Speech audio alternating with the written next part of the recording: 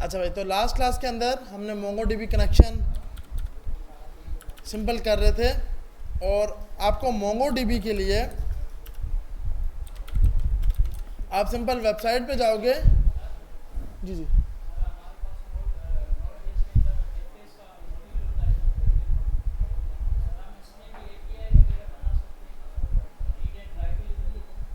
मतलब मैं समझा नहीं। हाँ, वो सिर्फ आप मतलब स्पेसिफिक जो फाइल्स होती है ना, फाइल्स के ऊपर डेटा रीड कर सकते हो। और मतलब आपका अगर CSV फाइल है, मतलब आपने कहीं से अपने डाउनलोड की CSV फाइल, उसके ऊपर डेटाबेस कनेक्टिविटी करानी है तो वो इजीली करा सकते हो। ऐसा ही है। देखें, फिर आपको फाइलों के बीच में कनेक्शन करना मुश्किल है। एक फाइल में कुछ डेटा पड़ा है, दूसरी फाइल में कुछ डेटा पड़ा है, दोनों को आपस में कनेक्ट कराना। उस यूज़र का डेटा इधर पड़ा है और इस यूज़र ने जितनी कमेंट्स किए हैं, जितनी लाइक किए हैं, वो दूसरे टेबल में पड़ा है। तो टेबल्स के बीच में कनेक्शन के लिए आप इसको यूज़ करते हो। फाइलों में फिर मुश्किल बन जाता है। फाइलों से हम कनेक्टिविटी नहीं करा सकते। देखिए, आपके पास सिंपल ये है ना मोंगोडीबी कंपास, शो करवाता हूँ। मोंगोडीबी कंपास के अंदर आप इजीली अपने पास कनेक्शन स्ट्रिंग बना लेते हो। जैसे हमारे पास ये है, अब हमारे पास यहाँ पे मल्टीपल इसके टेबल बने होंगे, यूजर्स का अलग से टेबल बना होगा, यूँ साफ करके डेटा आ रहा होगा। तो फाइल में यूँ डेटा रीड करना मुश्किल है। आप फाइल के अंदर, फाइल में पूरा पूरा डेटा पड़ा हुआ है, तो उसके अंदर हमारे पास डेटा रीड करना मुश्किल है। यहाँ पर क्या है कि आप दो डेटाबेस को आपस में कनेक्टिविटी, अब जैसे ये एक प्रोजेक्ट है मीट टाउन के नाम से, अब इसके अंदर आप इजीली कनेक्टिविटी, जिस यूज़र ने जो पोस्ट की थी वो सब यहाँ स्टोर है और यूज़र की आईडी आपने स्टोर कराई है, तो बीच में हाँ API। अगर सिंपल टेक्सचुअल डेटा है, सिंपल डेटा है, ईमेल पासवर्ड स्टोर कर रहे हैं तो बना सकते हैं। बड़े डेटा के लिए आप नहीं बना सकते। बड़े डेटा के लिए आपको कनेक्शन चाहिए होता है, तो वो आप मोंगोडीबी के जरिए क्रिएट करवाते हो। तो भाई, सबसे पहले आप यहाँ पर आकर अकाउंट अपना साइन इन करते हो, लॉग इन करते हो। गेट स्टार्ट किया आपने,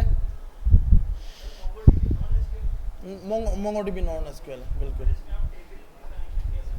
वो आप आईडीज की भी आप पे, अभी जैसे मैं आपको दिखा रहा हूँ ना कि ये एक ओथ का टेबल है। ओथ में एक यूज़र की आईडी आई थी। इस आईडी को उठाकर अब जो जो इसकी पोस्टें थी ना, इस यूज़र की जो पोस्टें थी, तो आपने इस टेबल के अंदर यूज़र के नाम से एक सिंपल की रखी और उसके अंदर डेटा। अब इस यूज़र की कोई पोस्ट अभी तक इसने क्रिएट नहीं की, तो आप सिंपल क्या करते हो, आप उस आईडीज को, जो आपके आईडीज आ रही होती हैं, वो आप यहाँ स्टोर करा देते हो। अच्छा, नज़र नहीं आ रहा। अच्छा, मुझे बिल्कुल सही आ रहा है, इसलिए ये देखें, ऑथ है ना, ऑथ के अंदर आपके पास ये एक आईडी थी। जब आपका ऑथ का डेटाबेस क्रिएट हुआ है तो ये आपको आईडी मिली है। अब जब भी यूज़र कोई अपनी पोस्ट क्रिएट करेगा, लाइक करेगा, तो आप क्या करोगे, इस पोस्ट को यूज़र की के अंदर रख दोगे। तो जब वो अपने लाइक देखना चाहेगा, अपने कमेंट देखना चाहेगा, तो उसकी आईडी यहाँ स्टोर होगी। और जो जो उसने लाइक, सिंपल लाइक किए होंगे, जैसे यहाँ पर आपने की बनाई है यूज़र लाइक्स, अगर मैं इसको थोड़ा सा नीचे जूम करूँ, इसके अंदर हमारे पास अब जैसे ये पोस्ट मीडिया, अब पोस्ट मीडिया में आपने ये आईडी रखी है। इस पोस्ट की जो इमेजेस थी, जो आपने डेटा स्टोर कराया था, वो कौन से टेबल में कराया, वो पोस्ट मीडिया के टेबल में। एक पोस्ट, ये रहा मीडिया के टेबल, इस मीडिया के टेबल के अंदर आपने इसको रखा हुआ है। अब यहाँ जाओगे आईडी, ऑब्जेक्ट आईडी, और इसमें आपने ये डाला, तो उसकी ये पिक्चर पड़ी हुई है, उसकी पिक्चर यहाँ पड़ी है, उसकी पोस्ट ये वाली है। इस पोस्ट में आपने पोस्ट मीडिया में वो आईडी रखी थी। अब इसमें अगर इस पोस्ट के अंदर मल्टीपल पिक्चर्स होती तो आपने ऊपर क्या रखा हुआ, ये इसकी टाइप क्या है, एरे, इसमें मल्टीपल पिक्चर्स की आईडी आप यहाँ डला दोगे और वो आईडीज के साथ फिर आपस में कनेक्ट कर लेगा कि भाई इसकी लाइक्स ये हैं, इसके पोस्ट ये हैं। ये सब आप इजीली यहाँ पर इसकी आईडीज के ऊपर रखते हो यूज़र। अब ये आपके सिंपल टेबल्स हैं, हर टेबल के अंदर आपको एक अंडरस्कोर आईडी बन रही होगी। ये जैसे वहाँ पे यूज़र ओथ आईडी थी ना फायरबेस के अंदर, कि हमें एक ओथ आईडी मिलती थी जो कि यूनिक हुआ करती थी, यहाँ पर आपको मोंगोडीबी एक अंडरस्कोर आईडी देगा। वो आईडी आप हर टेबल के अंदर रखोगे कि भाई इस यूज़र की आईडी कौन सी है। यहाँ पे आपने शो रखा यूज़र आईडी, कि ये पिक्चर किसने अपलोड की थी, उसके लिए आपने की का नाम क्या रखा, यूज़र आईडी, और उसकी आईडी यहाँ स्टोर करा दो। आ रही समझ। तो मोंगोडीबी के अंदर आपके पास, जब भी आप मोंगोडीबी की बात करते हो तो ये नॉन एसक्यूएल है। इसके अंदर जो आपका रिलेशनल बनता है वो आईडीज के ऊपर बनता है। एक आईडी उधर रख दी, अब जैसे कोई बंदा लॉगिन हुआ, यूज़र की एक आईडी आ गई, जब वो अपनी पोस्ट करेगा तो पोस्ट करते वक्त भी आप उसकी आईडी स्टोर करा दोगे। पोस्ट में कोई अगर इमेज उसने अपलोड की होगी तो उसमें भी यूज़र की आईडी आ जाएगी। तो क्या होता है कि ये आईडी जहाँ जहाँ पर वो कोई भी काम करेगा, लाइक करेगा, कमेंट करेगा, अनकमेंट करेगा, कोई शेयर करेगा, तो वो यूज़र की आईडी आप स्टोर करा दोगे। प्राइमरी, और यहाँ पे वो कॉन्सेप्ट नहीं है, यहाँ पे आईडीज के ऊपर खेला जाता है। जी जी हाँ,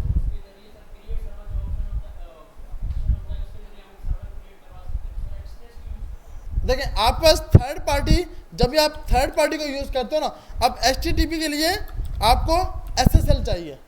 जब आप इस ऐप को लाइव करोगे ना तो SSL, विदाउट SSL आप ऐप को लाइव नहीं कर सकते, मतलब अपने बैकएंड को लाइव नहीं कर सकते। तो फिर आपके पास ये होता है सर्टिफिकेट। अगर आप यहाँ सर्च करते हो ना SSL, ये बहुत ज़रूरी होता है। SSL सर्टिफिकेशन, ये आपके पास जो है ना, ये आपके पास जब आप HTTP के साथ बनाते हो थर्ड पार्टी के बगैर, एक्सप्रेस के बगैर, तो आपको SSL सर्टिफिकेट लगाना पड़ता है। हमारे पास ये है नहीं, हम क्योंकि क्लाइंट तो हमारे पास कोई है नहीं कि जो हमें सिंपल पैसा देगा और SSL सर्टिफिकेट देगा। SSL सर्टिफिकेट आपका लाइसेंस होता है। हमने यहाँ पे लाइसेंस यूज़ किया था ISC के बाय डिफ़ॉल्ट जो Node.js का, तो इसलिए हम एक्सप्रेस को यूज़ करते हैं कि भाई कोई सर्टिफिकेट के बगैर काम चल रहा हो। अगर आपके पास सर्टिफिकेट है तो बिल्कुल आप HTTP सर्वर बनाओ, http.server की एक की आती है, उसमें आप अपना पोर्ट पास करते हो। यहाँ पर हम क्या कर रहे हैं, app.listen को यूज़ कर रहे हैं, क्योंकि हम API एक्सप्रेस के साथ बना रहे हैं, हमारे पास कोई सर्टिफिकेट नहीं है, SSL नहीं है, इसलिए। हाँ, इसमें भी इवेंट, तो जब आप इवेंट यूज़ करोगे ना, वो तो .on दो ही हैं, .emit और .on, ये दोनों तो हम यूज़ करेंगे। सॉकेट तो हम यहाँ पे भी लगाएंगे, तो यहाँ पर भी ऑन और इमिट ही होता है, वहाँ पर ही वही है। फ़र्क ये है कि वहाँ पे SSL के साथ HTTP बनता है। आप कोई भी वेबसाइट पे खोलते हो ना, जैसे कोई वेबसाइट है, ये आप देख रहे हो, इसके ऊपर ये आपका कनेक्शन इज सिक्योर, ये आपके पास ये होता है SSL सर्टिफिकेट जिसका लगाओ। उसके लिए फिर आपको अपना कार्ड नंबर ये सब कुछ प्रोवाइड करना पड़ता है। हमारे पास स्टार्टिंग में कुछ भी नहीं होता, हम कहाँ से डेबिट कार्ड और क्रेडिट कार्ड ऐड करें, तो हम इसलिए थर्ड पार्टी को यूज़ करते हैं। अगर आपके पास है कार्ड इन्फॉर्मेशन और आप चाहते हो आपकी वेबसाइट SSL पे बने, तो आप बिल्कुल HTTP का सर्वर बना सकते हो। जी मैं स्क्रीन शेयर कर रहा हूँ।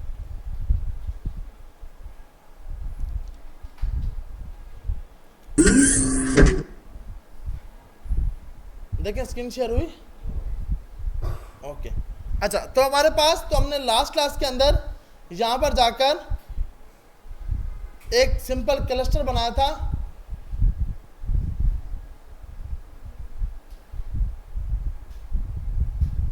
हमने क्लस्टर मेरे ख्याल में इस डेटाबेस पे नहीं बनाया था,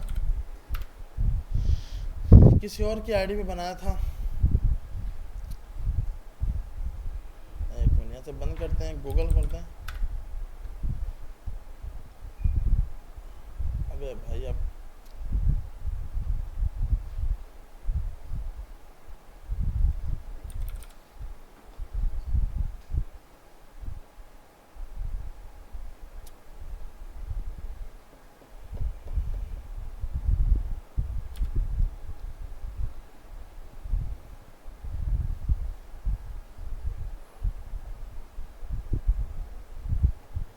तो हमारे पास ये वाला हमारे पास क्लस्टर था, वो प्रोजेक्ट था।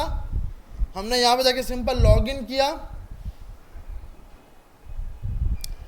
लॉगिन करने के बाद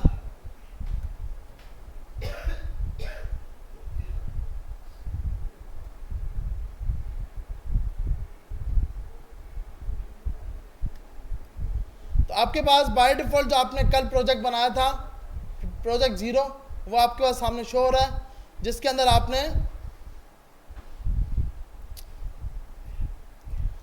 ये लोडिंग टाइम लेगा। आप इजीली क्या करोगे, अपने सिस्टम के अंदर कंपास को डाउनलोड कर लोगे, ये जो आपने डाउनलोड किया हुआ है।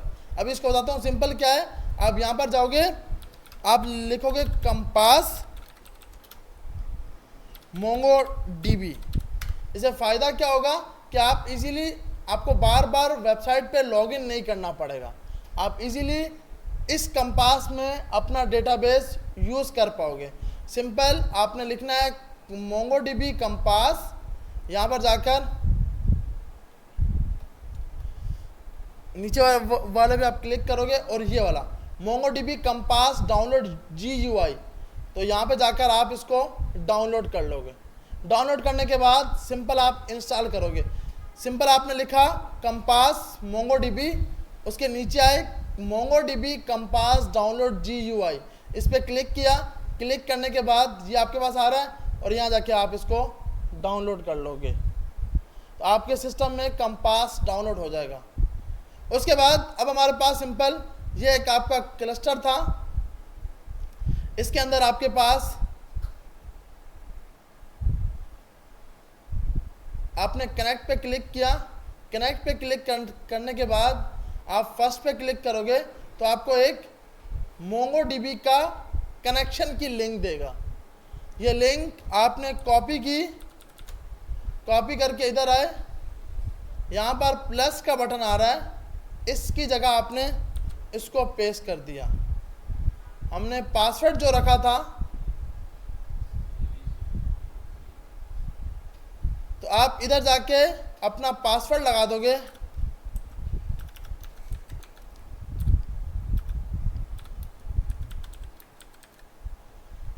और यहाँ जाकर आप कनेक्ट पे क्लिक करोगे तो हमारे पास ये डेटाबेस आपका कनेक्ट हो गया।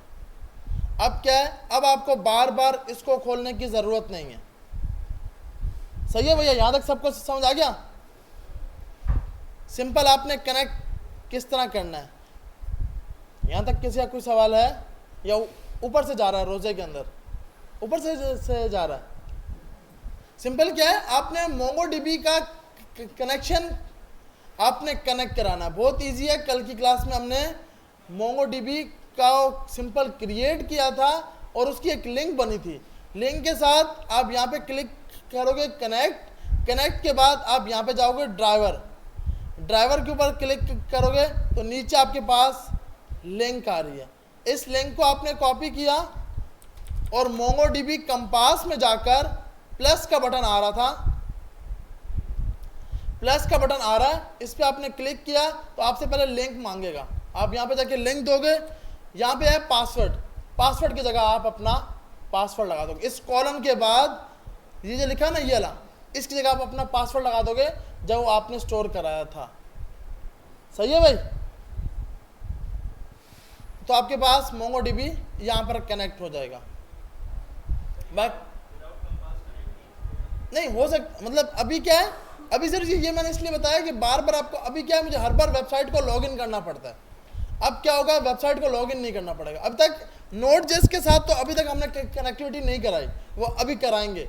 उसके Node.js पे फर्क नहीं पड़ता, आप यहाँ से यूज़ करो या अपने कंपास से यूज़ करो।